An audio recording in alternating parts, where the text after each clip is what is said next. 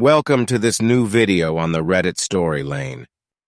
Marianne Holloway sat in the flickering light of her workshop late into the night. The discovery of her father's rusted truck weighed heavily on her mind. Memories she had long tried to suppress now clamored for attention.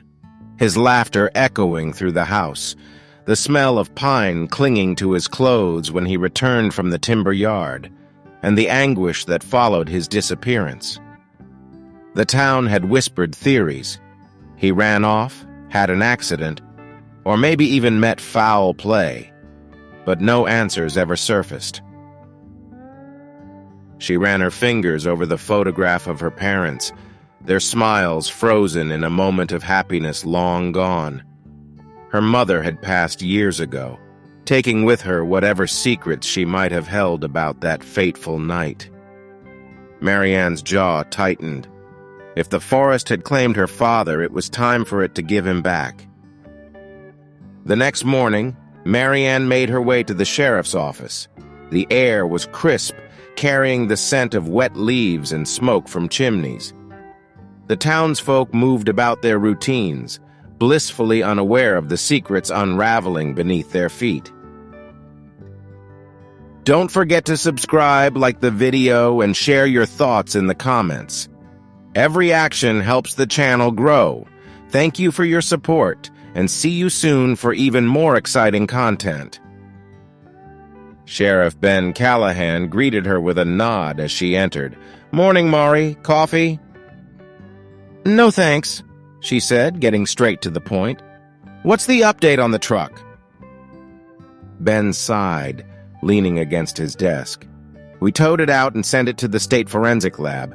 They'll examine the skeletal remains, see if we can get an ID." Marianne crossed her arms. "It's him, Ben, I know it." "We can't jump to conclusions," he cautioned. "But I get it. This is personal." "You're damn right it is." Her eyes hardened. "What about the location? Any clues?" "The area's been wild for as long as I can remember. Hunters pass through, but nobody's lived out there for decades." He paused. "But there's something strange. The ground around the truck was disturbed more recently than you'd expect for a vehicle that old. Someone might have tried to dig it up or bury it deeper." Marianne's mind raced. "Someone knew it was there." Ben nodded grimly. "That's what I'm thinking. Whoever it was didn't want it found." Later, Marianne drove back toward the forest. Her old pickup rattled along the dirt road, the tires kicking up loose stones. The forest loomed ahead, dark and unyielding. She parked at the clearing and stepped out, the cold air biting her cheeks. The clearing was eerily silent, the remnants of the crime scene tape fluttering in the breeze. She walked to where the truck had been, now just a scar in the earth. The ground was soft, disturbed by the deputy's work. Marianne knelt, running her fingers through the dirt. Her father had been here. The thought was both comforting and chilling. As she stood, a flicker of movement caught her eye. A figure in the distance, slipping between the trees. Her heart quickened. "Hey!" she called, but the figure vanished. Without hesitation, Marianne gave chase. Branches whipped at her face and roots threatened to trip her, but she pressed on. The forest closed around her, the canopy blotting out the sky.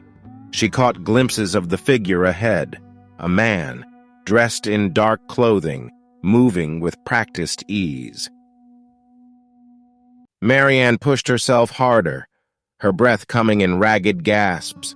The man darted around a massive oak, and when she rounded it, he was gone. She scanned the area, her pulse pounding in her ears. Nothing. Frustrated, she doubled over, hands on her knees. Who was he? And what was he doing near the crime scene? Returning to her truck, Marianne couldn't shake the encounter. Someone didn't want her digging into the past. Well, they'd picked the wrong person to intimidate.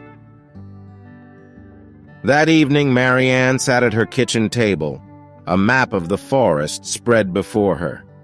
She traced the old logging roads and trails, trying to piece together where the truck had been found and where the man had vanished.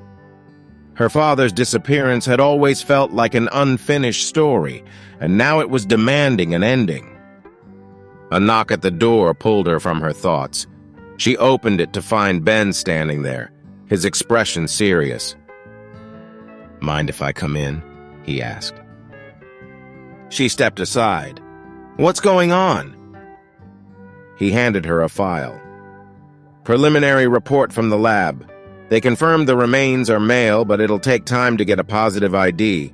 They also found something else, a bullet lodged in the driver's side door." Marianne's stomach clenched. "You think he was shot?" "It's possible," Ben said carefully. "The rust makes it hard to tell when the damage happened, but it's not looking like an accident." She sank into a chair, the weight of the revelation pressing down on her.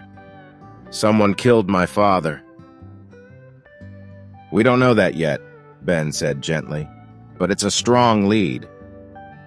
Marianne's resolve hardened. "Then we follow it!" Over the next few days, Marianne and Ben dug into the town's history. They interviewed old-timers who remembered the Holloway Timber Company and the people who had worked there. Most had little to offer, but one name kept coming up: Walter Granger, a former foreman who had left town shortly after her father's disappearance. "He was a hard man," one elderly man recalled, "always looking to make a quick buck. If anyone knew something shady, it'd be him." Ben tracked down an address for Granger in a nearby city. "You up for a road trip?" he asked Marianne. "Always," she said without hesitation. The drive was long, the landscape shifting from rolling hills to urban sprawl. They found Granger's house on the outskirts of a run-down neighborhood. The paint peeled from the siding and the yard was overgrown. Ben knocked on the door. After a long pause, it creaked open to reveal a gaunt man with sunken eyes. "Granger?" Ben asked. The man's gaze flicked between them. "Who's asking?" "Sheriff Callahan, we need to ask you about Thomas Holloway." Granger's face darkened. "Ain't got nothing to say." Marianne stepped forward. "My father." Her voice was steady. "You knew him, worked with him, and you know what happened to him." Granger hesitated, then sighed. "Come in." The inside of the house was cluttered and smelled of stale beer. Granger sank into a threadbare armchair. "Ain't talked about those days in a long time," he muttered. "It's time you did," Marianne said firmly.